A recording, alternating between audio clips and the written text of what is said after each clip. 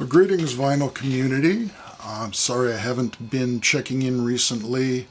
Had a number of issues occupying my time, including most recently a plumbing problem, which has led to my apartment being completely torn up.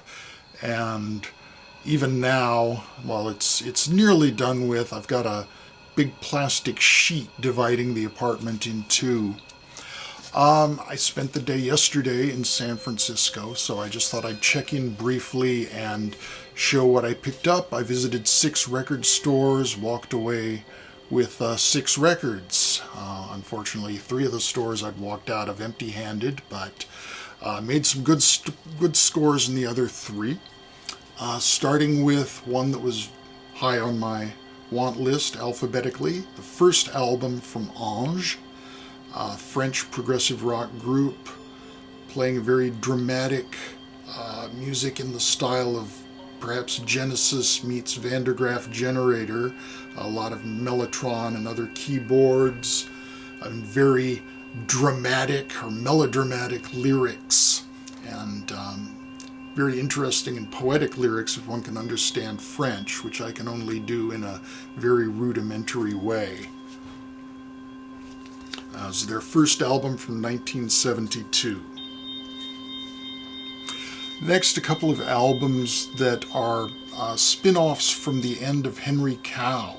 I showed Henry Cow's last album, Western Culture, in one of these videos. And this is the album that would have been Henry Cow's follow-up, but the band disagreed on whether this was truly a Henry Cow album, so the band was splintering anyway and divided in half, so that Dagmar Krause on vocals, Fred Frith on guitar, and Chris Cutler on percussion became the Art Bears. And this was the first Art Bears album, with contributions from the other members of Henry Cow, because it was initially recorded to be a Henry Cow album, but it's more in I don't want to say pop, but a song-oriented vein with structures that are more direct and comprehensible to the more song-oriented listener. There are tracks on here where there is a real English folk feel.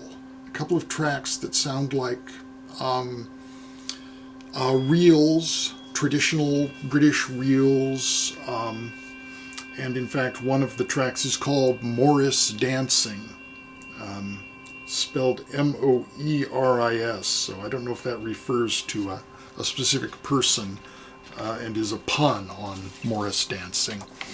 And this is the original version coming with the poster of the album cover. And one thing I find amusing about the artwork is that on the cover itself and on the poster you can see how the lettering at the bottom of the cover is reflected in this window in the artwork. I remember hearing this album previewed on a radio station from Los Angeles when it came out.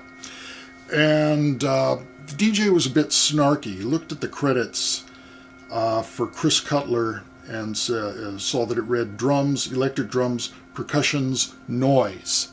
He said, well, the guy playing noise must have a lot to do with this album.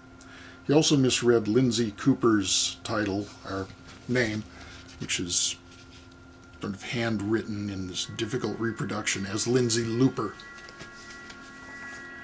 Not Lisa Lupner, that's somebody else. And from the other side of Henry Cow, Lindsay Cooper, this is her first solo album from 1980, Rags. Conceptual album based on sweatshop labor in the garment industry in 19th century England, with a lot of material about the political and social context in which that was happening, the Great Exhibition of 1851, the cholera epidemic, the rise of trade unions, and so all very political and historical and fascinating. And it comes with an explanatory book which contains background on the history, photographs from the period, and the lyrics to the songs.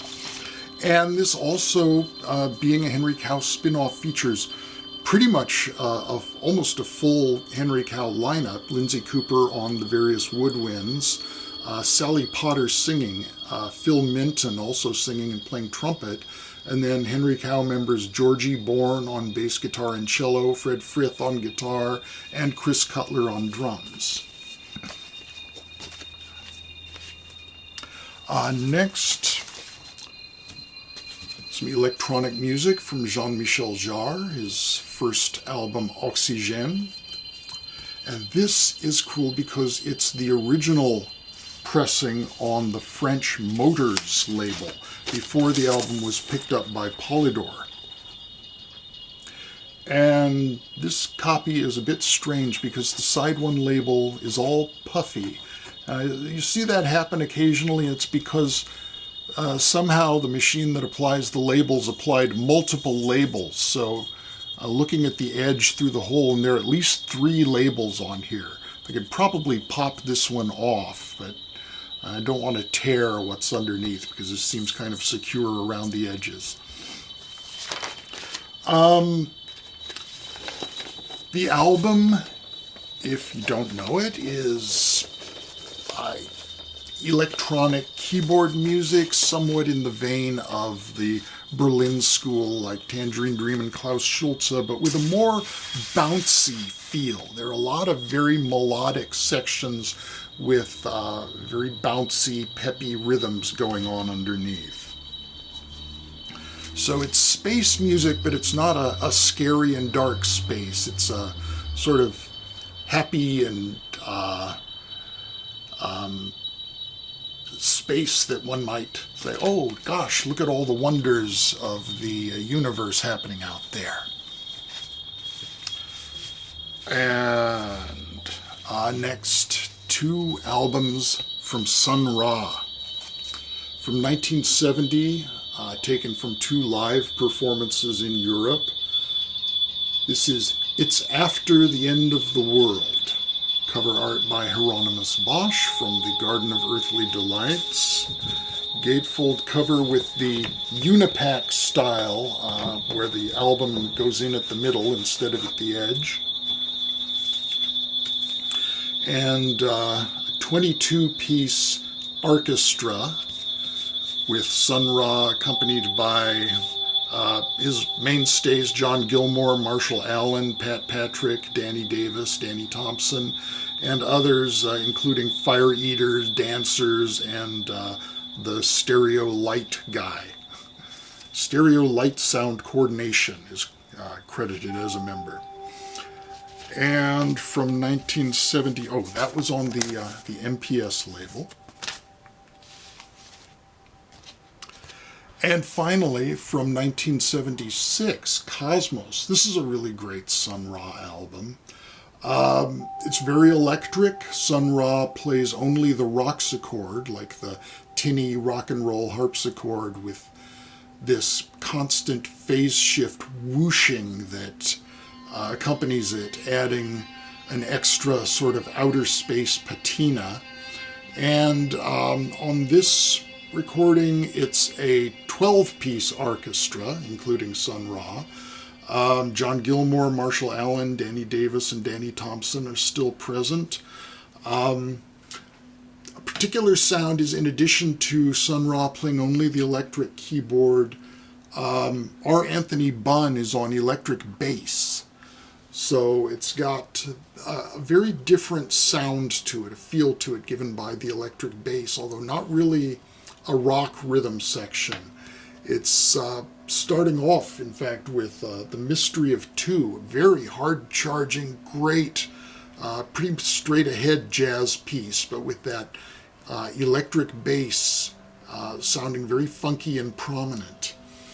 And there's also a version, very beautiful version of Interstellar Low Ways, featuring just the roxachord and that whooshing sound that it emits. Fine Sun Ra recording on the Inner City label. And so that was it for my trip to San Francisco. One other album that I scored from eBay this week. Pink Floyd's third album, More, soundtrack to the Barbet Schroeder film. And this is replacing my reissue copy, being the original on the Stripey Tower label. I just want to see that stripy label when I pull this album out. And this is one of Pink Floyd's lesser regarded efforts, I think, but I've always really had a soft spot for it.